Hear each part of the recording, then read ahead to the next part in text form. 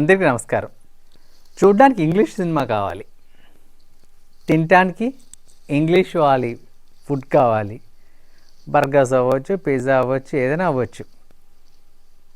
అదేవిధంగా వస్త్రధారణలో ఇంగ్లీష్ వాళ్ళ వస్త్రధారణ కావాలి.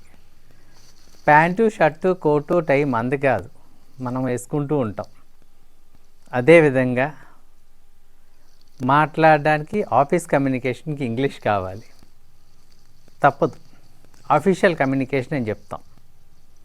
అదేవిధంగా మన పిల్లల్ని చదివించడానికి ఇంగ్లీష్ మీడియమే కావాలి.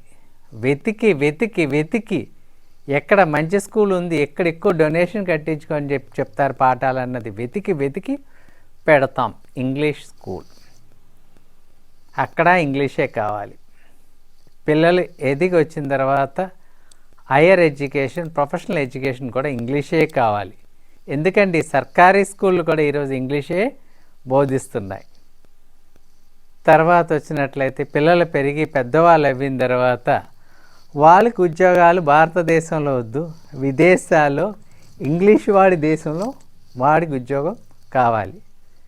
వాడికి పెళ్లి చేయడానికి వచ్చే కోడలు కూడా ఇంగ్లీష్ దేశంలో ఉద్యోగం చేసే అమ్మాయే కావాలి. తర్వాత వాళ్ళకి పుట్టే కదా బిడ్డలు, చిన్న చిన్న పిల్లలు, వాడు కూడా ఇంగ్లీష్లోనే మాట్లాడాలి. అప్పుడే మనకు చాలా ముద్దుమైన. చూడండి, మా మనవడు ఇంగ్లీష్లోనే మాట్లాడేస్తున్నాడండి. మన మనవరాలు ఇంగ్లీష్లో పాటలు పాడేస్తుంది. అన్నిటికీ ఇంగ్లీష్ కావాలి. కాకపోతే పర్సనల్గా ఇంగ్లీష్ భాష అంటే మనకి చాలా కోపం.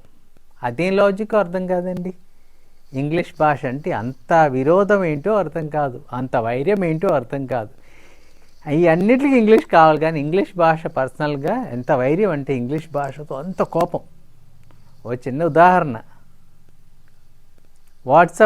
వాట్సాప్లో మెసేజ్లు ఈరోజు అన్ని భాషలో పంపిస్తారు. వాట్సాప్ గ్రూపులు ఉంటాయి చూసారా, దానికి కూడా ఏంటంటే భాష మీద భక్తి. అది మాతృభాష. ఉదాహరణ తెలుగు అయితే తెలుగులోనే పెడతారు. సర్చ్ కొట్టినప్పుడు ఏమవుతుంది, ఇంగ్లీష్లోనే సర్చ్ అవుతుంది. అది కూడా ఎవరు మారుస్తారు తెలుసా అండి, తెలుగులో పెట్టేది. ఇక్కడ ఉన్నవా ఇక్కడ ఉండేవాళ్ళు కాదండి. ఈ ఇంగ్లీష్ అంటే వైర్యం ఉండి, ఇంగ్లీష్ అంటే కోపం ఉండే వ్యక్తి కొడుకు కోసమో, కూతురు కోసమో, పిల్లల్ని చూసుకోవడం కోసం యూఎస్ వెళ్ళిపోతారు చూసారా, అబ్రాడ్ వెళ్తారు చూసారా. అక్కడ 11 నెలలు ఉంటారు, 1 నెల మాత్రమే భారతదేశం వస్తాడు. వీడు అక్కడి నుంచి మారుస్తూ ఉంటాడు. ఇలాంటివి అక్కడికి వెళ్ళగానే భక్తి పెరిగిపోద్ది, ప్రాంతీయ ఫీలింగ్ పెరిగిపోద్ది అనమాట. ఎందుకండి ఇది, ఈ డిఫరెన్స్ ఎందుకు, వ్యత్యాసం ఎందుకు? ఇంగ్లీష్ అనేది కూడా ఒక భాషే, మంచి భాషే. దాన్ని మిగతా అన్ని విషయాలు కావాలి. పర్సనల్గా ఇలాంటి చిన్న చిన్న విషయాలకు వచ్చినప్పుడు దానితో ఫైట్ చేస్తూ ఉంటాం. సో ఈ యొక్క బ్రాడ్ మైండ్ పెరగాలండి, మన యొక్క ఆలోచన విధం పెరగాలి, ఆలోచన విధానం పెరగాలి. అది ఎప్పుడైతే మారుతుందో అప్పుడు మనం అభివృద్ధి చెందుతాం. Respect others feelings. ఎందుకండి క్లోజ్ దీంట్లో నేరో టన్నల్ విషయంలో ఉంటాం మనం. సో లేదు, మీకు ఇష్టం లేదంటే పూర్తిగా వదిలేయండి, దాని గురించి వెళ్ళొద్దు.